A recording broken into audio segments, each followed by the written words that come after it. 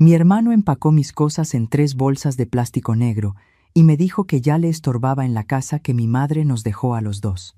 Soy Consuelo, 63 años, viuda y dueña de mi silencio. Lo que mi hermano jamás imaginó es que el cuarto de azotea al que me mandó, en esa vecindad de la Colonia Centro, me pertenece hasta el último ladrillo. Ese miércoles amaneció con ese calor pegajoso de agosto, que en esta ciudad se mete hasta los huesos desde temprano. Yo estaba en la cocina de la casa de mi madre, la misma donde nací, tomando mi café de olla como lo he hecho toda la vida, cuando escuché los pasos pesados de mi hermano Rodrigo bajando por la escalera de madera que siempre cruje en el 3er peldaño. No venía solo.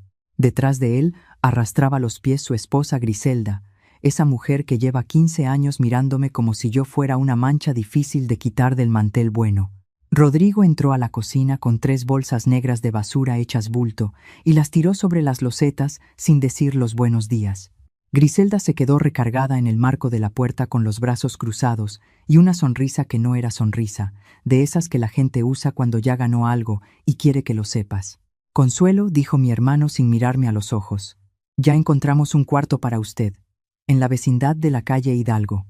Algo sencillo, pero ya no tiene caso que siga aquí estorbando el espacio que necesitamos. La palabra se quedó flotando sobre el vapor del café. Estorbando, la pronunció así, liviana, como quien comenta el clima, sin saber que cada sílaba me estaba dando la autorización que yo necesitaba para hacer lo que tenía planeado desde hace meses. Yo que había pagado las goteras de esa casa cuando Rodrigo no tenía ni para el material. Yo que mandé arreglar la instalación eléctrica cuando él estaba quebrado después de su segundo negocio fallido. Yo, que durante 41 años trabajé como costurera en el taller del señor Abundio en la calle de Mesones, madrugando cada lunes con los dedos entumidos por el frío, era el estorbo. Griselda ya llamó a la administradora, continuó mi hermano, todavía sin mirarme, revisando algo en su celular con esa indiferencia estudiada de quien ya practicó el discurso. El cuarto está disponible desde hoy. Un taxi llega en 20 minutos. Lo básico ya lo empacamos. Miré las bolsas negras sobre el suelo. 3 décadas de vida reducidas a plástico de basura. No dije nada. Durante 40 años aprendí que el silencio descoloca más que cualquier grito. En el taller del señor Abundio aprendí también otra cosa más valiosa: a leer contratos. Cada prenda que salía de mis manos tenía un precio justo, y yo me encargaba de que así fuera. Cuando el señor Abundio murió hace 16 años y sus hijos quisieron vender el negocio a precio de regalo, yo ya tenía ahorrado lo suficiente para comprar la mitad. Cuando sus hijos tampoco supieron administrar su parte, compré la otra mitad. Pero eso no lo sabe nadie en mi familia. Para Rodrigo, para Griselda, para los vecinos, yo siempre fui la hermana costurera que apenas juntaba para sus gastos. Está bien, fue todo lo que dije. Rodrigo levantó los ojos del celular por primera vez. Buscaba lágrimas, buscaba un ruego, buscaba que yo me aferrara a la mesa de la cocina como se aferra la gente que no tiene a dónde ir. Pero no encontró nada de eso. Encontró a una mujer de 63 años que tomaba el último sorbo de su café con la misma calma de siempre y se levantaba de la silla sin prisa. Tomé mi bolso de cuero café, el que cargo a todas partes.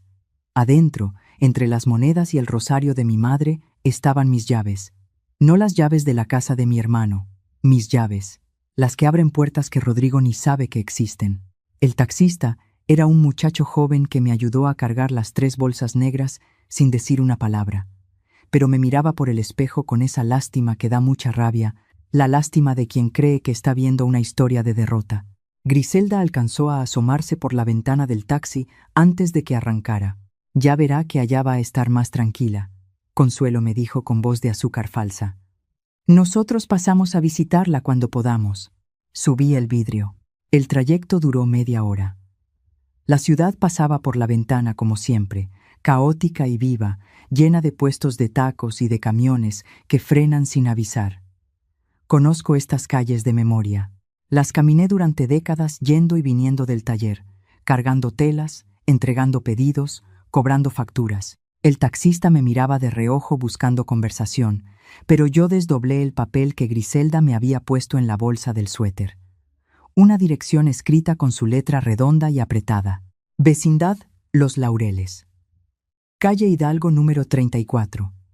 Hablar con la encargada para asignación de cuarto. Una sonrisa muy pequeña, de esas que no llegan a los labios pero se sienten adentro, se formó en algún lugar de mi pecho. De todos los cuartos de azotea en esta ciudad, de todas las vecindades y las pensiones y los cuartuchos de renta, Griselda había elegido exactamente ese lugar para deshacerse de mí. Y claro que lo eligió. Era el más barato que encontró en internet.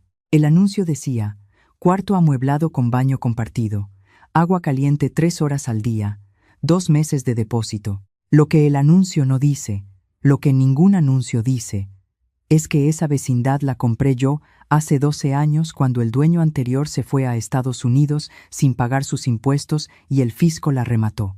La remodelé por dentro, cambié la tubería, puse tinacos nuevos. La administra una señora llamada doña Esperanza Villanueva, una mujer de toda mi confianza que cobra las rentas, resuelve los problemas y deposita cada quincena en una de mis cuentas. Mi nombre no aparece en ningún letrero, aparece en las escrituras, que están en la notaría número 4 de esta ciudad, guardadas con el mismo cuidado con el que guardo el rosario de mi madre. Mi propia cuñada me estaba mandando a cobrarle renta a mí misma. El taxi se detuvo frente a la vecindad. La fachada estaba recién pintada de color ocre, con macetas de bugambilia colgadas en el zaguán que yo misma había mandado poner hace 2 temporadas porque me parecía que el lugar necesitaba color. El muchacho sacó mis 3 bolsas negras y me tendió la mano para bajar. «Que le vaya bien, señora», dijo con esa voz de condolencia que tienen los jóvenes cuando creen que están presenciando una tragedia. «Mejor de lo que se imagina, hijo», respondí. Doña Esperanza estaba en la entrada, acomodando unas macetas. Cuando me vio llegar con las bolsas negras y sin previo aviso, su cara pasó del susto a la confusión en 2 segundos. Dio 2 pasos hacia mí y bajó la voz como si estuviéramos en misa. «Doña Consuelo, ¿qué pasó? ¿Por qué viene con esas bolsas? ¿Está usted bien?» «Estoy perfectamente», Esperanza, le dije caminando hacia la entrada. «Mi familia me consiguió un cuarto aquí, el más barato que encontraron». Doña Esperanza me miró unos 3 segundos sin parpadear. «¿Aquí? ¿En su propia vecindad?» «En mi propia vecindad. El cuarto 12, creo». Esperanza apretó los labios y asintió despacio, con ese gesto de alguien que está entendiendo más de lo que se está diciendo en voz alta. «El cuarto 12 da al pasillo de servicio, doña Consuelo. No tiene ventana al exterior, y la renta que pagaron es la mínima del catálogo». «Lo sé, y no voy a ocupar el cuarto 12. El departamento del fondo, el que tiene terraza, sigue vacío, ¿verdad?» «Sí, señora. Nadie ha entrado ahí desde que usted lo mandó renovar el año pasado. Está impecable. Bien, lleva estas bolsas arriba. Y Esperanza, para todo efecto práctico, yo soy una residente más. Nadie, ni el personal ni los otros inquilinos, debe saber quién soy. Si llaman preguntando por mí, estoy en el cuarto 12 y apenas me estoy adaptando». Doña Esperanza apretó los labios para no sonreír. «Entendido, doña Consuelo. Como usted diga». El departamento del fondo era exactamente como lo recordaba. Piso de barro cocido, muebles de madera oscura, una terraza chica, con una jardinera donde habían crecido hierbas de olor que nadie había pedido plantar, pero que llegaron solas con el viento. Desde ahí se veían los tendederos de la vecindad y más allá, los techos de la colonia hasta donde alcanzaba la vista. Me senté en la silla de mimbre de la terraza y saqué mi libreta de cuero del bolso.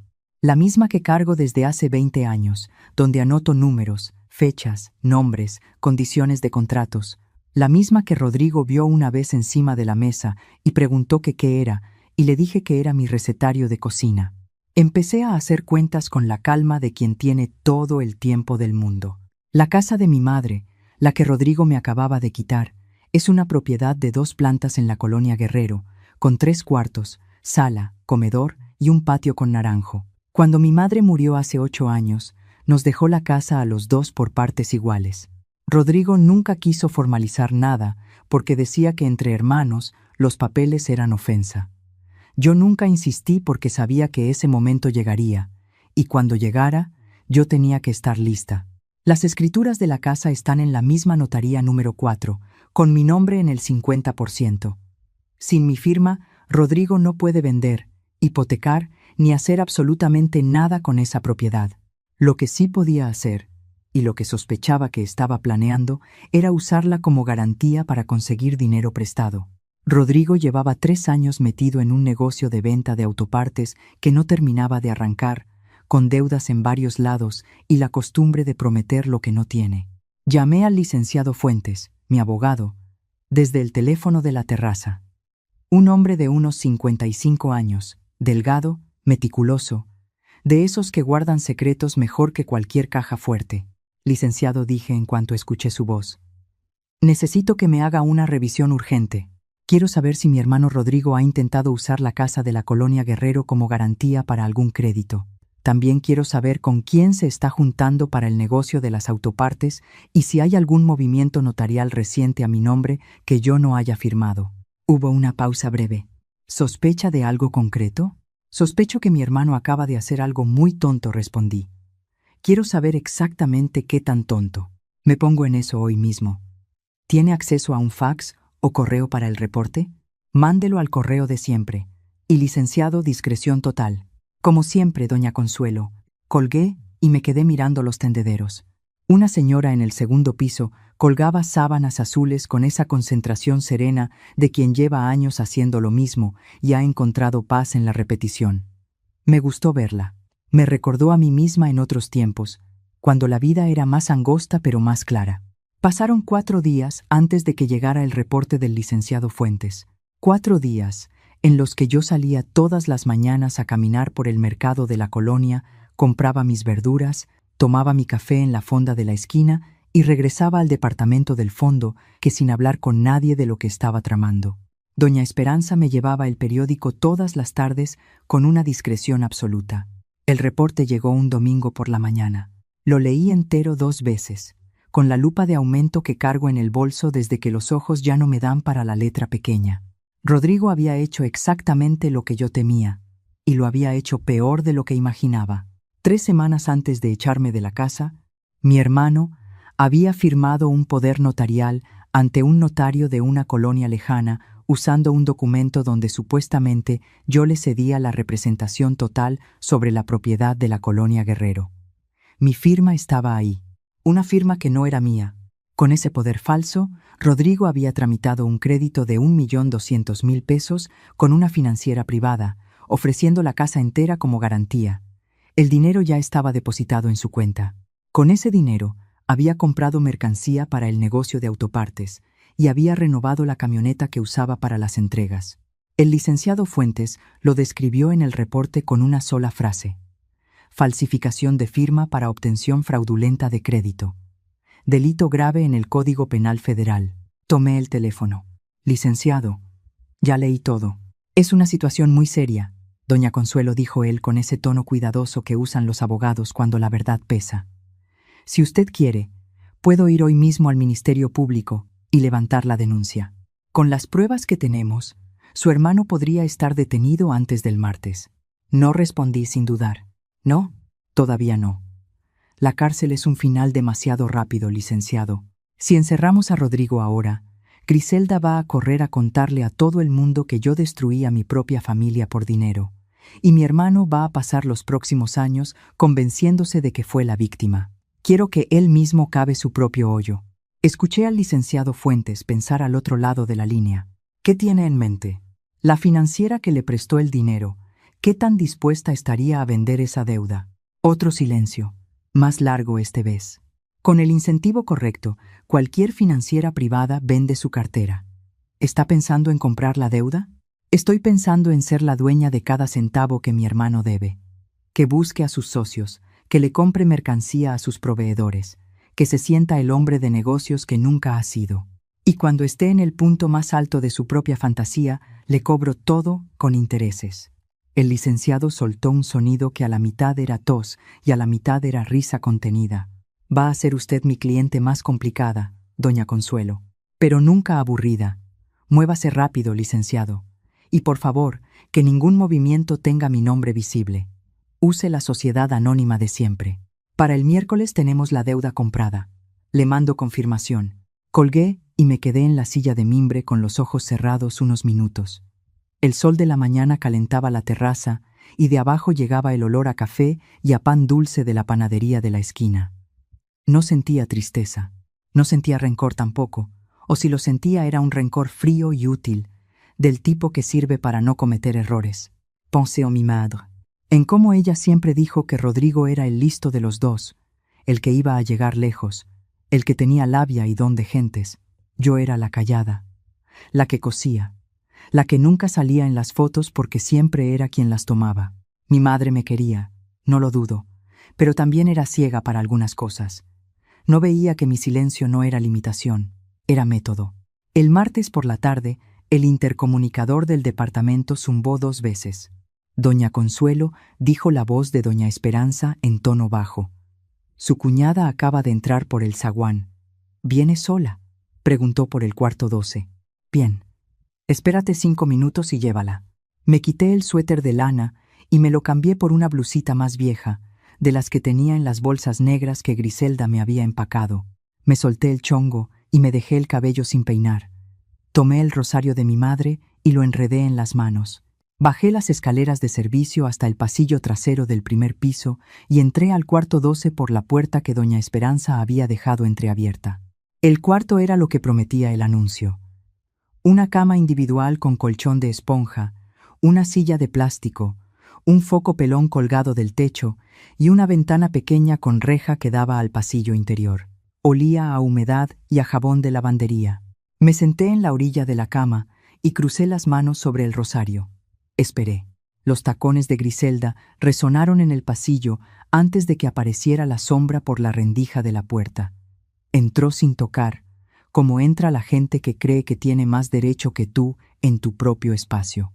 «Ay», Consuelo dijo mirando el cuarto con una expresión que quería parecer compasión, pero era otra cosa. «Oye, pues está chiquito, ¿verdad? Pero para lo que necesitas está bien, ¿no? Estás tú sola.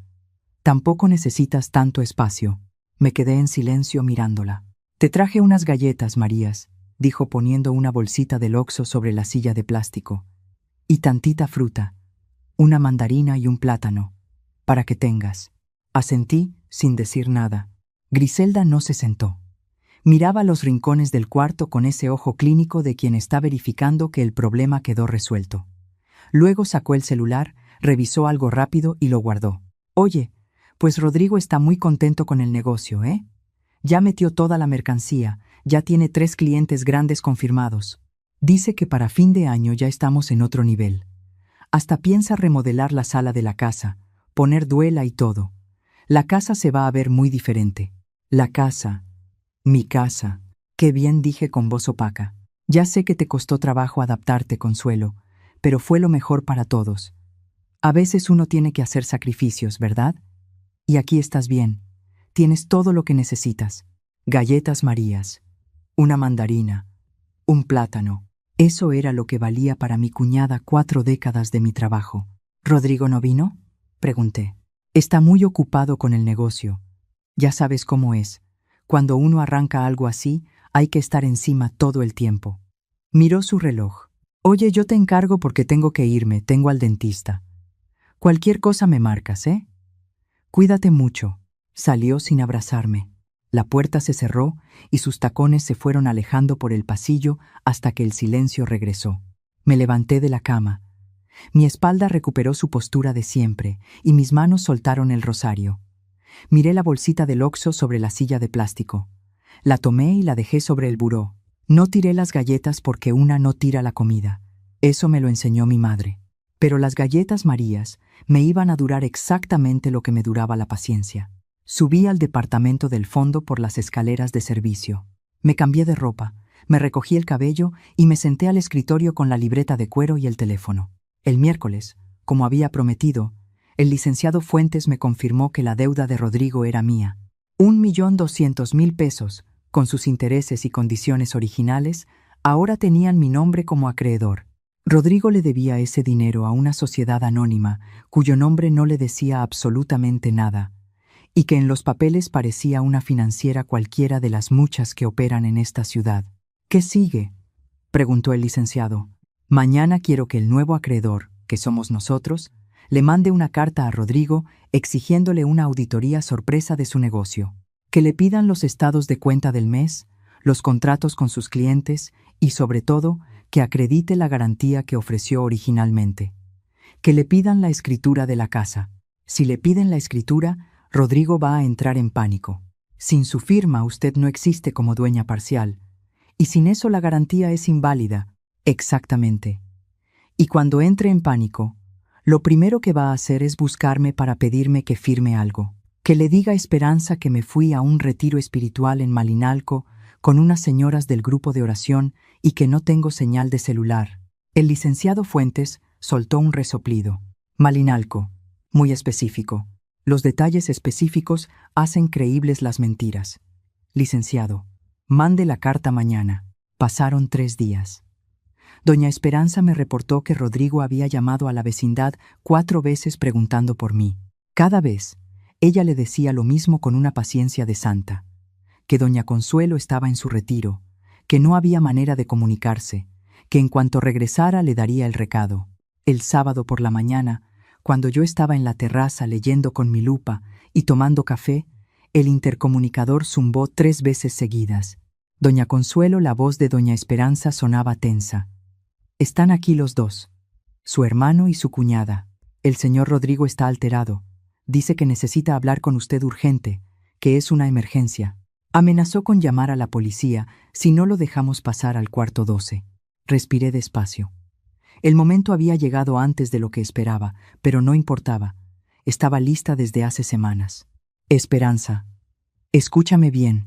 Diles que la encargada de la vecindad los está esperando en la oficina del 3er piso porque la dueña del inmueble se enteró del escándalo y necesita hablar con ellos sobre el familiar que tienen como residente. Súbelos por la escalera principal. ¿Y usted? Yo subo por las de servicio. Dame 2 minutos. Cerré la libreta. Fui al ropero y saqué el traje sastre color vino que tengo para las reuniones importantes, de esos que uno manda a hacer a la medida cuando ya sabe que va a necesitarlo. Me lo puse, abroché los botones de nácar, me recogí el cabello en un chongo limpio y me puse los aretes de oro que Griselda siempre decía que eran demasiado finos para una simple costurera. Acomodé sobre el escritorio 3 documentos en orden: la copia del poder notarial falso con mi firma apócrifa, el pagaré original de la financiera por 1.200.000 pesos y la denuncia penal borrador que el licenciado Fuentes tenía lista para presentar en el Ministerio Público. Encima de los 3 papeles puse mis llaves. Me senté, crucé las manos sobre el escritorio y esperé. Escuché la escalera crujir. Primero los pasos pesados de Rodrigo, después los tacones nerviosos de Griselda. Hablaban en voz baja, discutiendo entre ellos, sin ponerse de acuerdo en lo que iban a decir. Cuando empujaron la puerta del departamento y entraron al espacio amplio y bien iluminado, se detuvieron. Miraron los muebles, miraron los ventanales, miraron la terraza al fondo y la jardinera con las hierbas de olor. Ninguno de los dos me vio a mí de inmediato porque yo estaba de espaldas a la luz de la ventana y porque sus cerebros no estaban buscando lo que tenían enfrente. Buscamos a la encargada, dijo Rodrigo con esa voz de hombre de negocios que pone cuando quiere parecer importante. Nos dijeron que la dueña quería hablar con nosotros sobre un familiar. La encargada está ocupada, respondí. Mi voz cortó el aire del cuarto con una claridad que los dejó quietos. Rodrigo tardó 2 segundos en enfocar. Griselda fue más rápida. Soltó un ay muy corto, casi inaudible, y dio un paso atrás chocando con el marco de la puerta. Consuelo, dijo mi hermano con la voz cambiada. ¿Qué? ¿Qué haces aquí sentada? ¿De quién es este lugar? Levántate, mujer, nos van a regañar. No me moví. Nadie me va a regañar, Rodrigo, dije con calma. Porque este departamento es mío. Esta terraza es mía. Esta vecindad entera, desde el zaguán con las bugambilias hasta el tinaco del techo, me pertenece. Igual que te pertenece a ti la deuda que tienes conmigo desde el miércoles. El silencio que siguió fue de esos que pesan. Griselda se tapó la boca con la mano. Rodrigo parpadeó varias veces como si estuviera intentando despertar. Estás diciendo locuras, balbuceó él. Tú eres costurera. Tú siempre fuiste costurera. ¿Cómo vas a tener una vecindad? 41 años cosiendo me dejaron tiempo para escuchar y para aprender. Rodrigo, respondí. Y mientras tú quebrabas negocios y yo te ayudaba a pagar tus deudas sin que lo supieras, Yo invertía lo que me sobraba.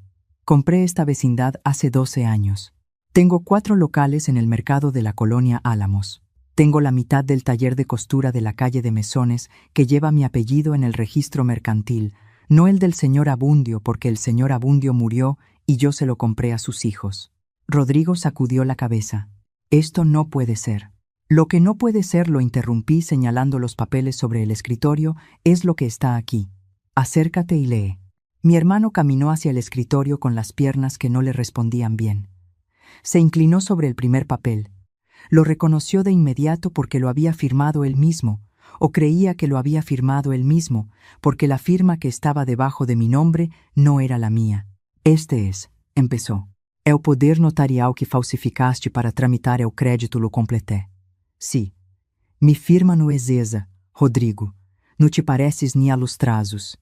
Y el segundo papel señalé el pagaré, es la deuda que tienes, que tenías con la financiera, que ahora tienes conmigo, porque compré ese pagaré el miércoles pasado a través de mi abogado. Me debes 1.200.000 pesos, hermano. A mí. Cada centavo. Griselda emitió un sonido que no era llanto, pero se le parecía. Rodrigo se dejó caer en la silla frente al escritorio con los codos sobre las rodillas y la cara entre las manos. Consuelo dijo sin levantar la cabeza: «Escúchame.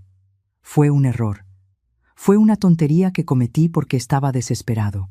El negocio necesitaba ese dinero y tú no estabas para consultarte y yo pensé. Pensaste que yo era el estorbo», lo interrumpí con voz tranquila. «Me lo dijiste tú mismo el miércoles pasado, antes de tirar mis cosas en bolsas de basura». Rodrigo levantó la cara. Tenía los ojos rojos. «Si presentas esa denuncia me acaban. Consuelo. Me meten preso. Los negocios se caen. Griselda se queda sola. Te juro que te pago, te juro que devuelvo todo, pero no me hagas esto». Miré a mi hermano. Vi al niño que fui a buscar al hospital cuando se rompió el brazo a los 9 años. Vi al adolescente al que le presté dinero para el pasaje cuando no tenía. Vi al hombre que creció creyendo que las mujeres calladas no cuentan. La denuncia está lista, dije, pero no la he presentado. Todavía. Rodrigo y Griselda se miraron entre ellos con ese entendimiento rápido de las parejas en crisis. «¿Qué quieres?», preguntó Griselda con voz seca. «Lo que es justo. Tienen 48 horas para salir de la casa de la colonia Guerrero.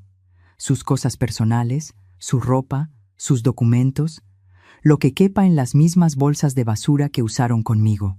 Nada de los muebles que compraron con el crédito, nada de los electrodomésticos, nada que haya entrado a esa casa con el dinero que me deben. Eso queda como garantía parcial de la deuda». «Es nuestra casa también», saltó Griselda. «Llevamos 15 años viviendo ahí. Llevan 15 años viviendo en la mitad que es mía, sin pagar un solo peso de renta», respondí. «La otra mitad es de Rodrigo, y puede hacer con ella lo que quiera siempre y cuando me salde la deuda. El licenciado Fuentes preparará un convenio de pago en plazos razonables. Si cumplen, el tercer papel, señalé la denuncia, se queda en el cajón». «¿Y si no cumplimos?», preguntó Rodrigo con voz apagada. Entonces el licenciado Fuentes camina 3 cuadras hasta el Ministerio Público y entrega esa carpeta. «Tú conoces las consecuencias mejor que yo». Nadie habló por un momento largo.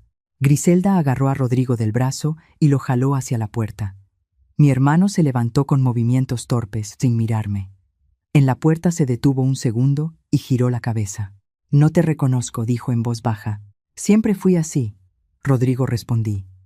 «Nada más tú no te habías asomado a ver».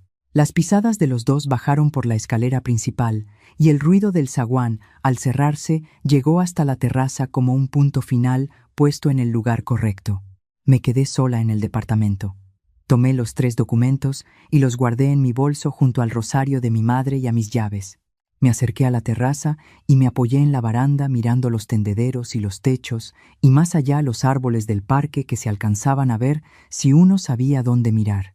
El miércoles por la mañana, doña Esperanza me avisó que la casa de la colonia Guerrero estaba vacía. El licenciado Fuentes confirmó lo mismo media hora después con un mensaje corto. Me puse el traje sastre color vino, tomé mi bolso y bajé por la escalera principal por primera vez desde que llegué a la vecindad.